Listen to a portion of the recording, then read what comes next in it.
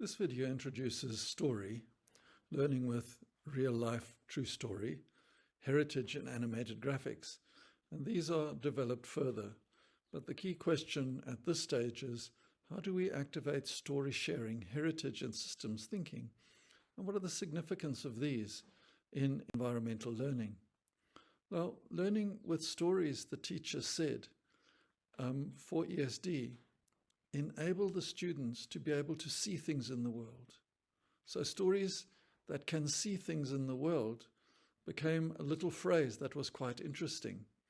And handprint care approach to subject teaching is centered on engaging matters of concern, learner life experience and heritage to activate positive learner-led actions activated around pictures, keywords, real-life true stories that invite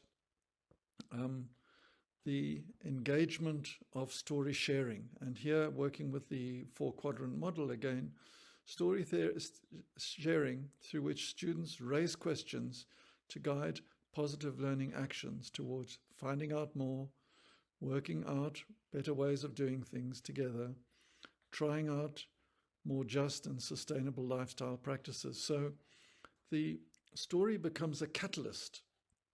And what we found is that there were many catalyzing ways that things happened. And one of the innovations that came up through handprint care was working with open real-life stories and heritage, where ESD can be activated around these real-life stories that invite story sharing and action learning towards stories that show the way, Mkhomba and Lela.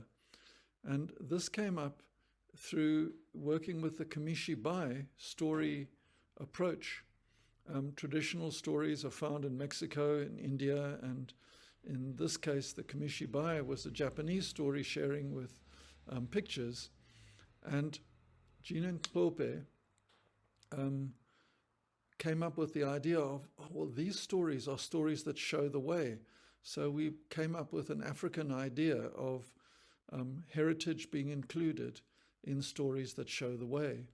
Also exciting for teachers were the use of animations. And here a simple ecological model saying soil, water, plants, energy, animals, relationships between them, recycling.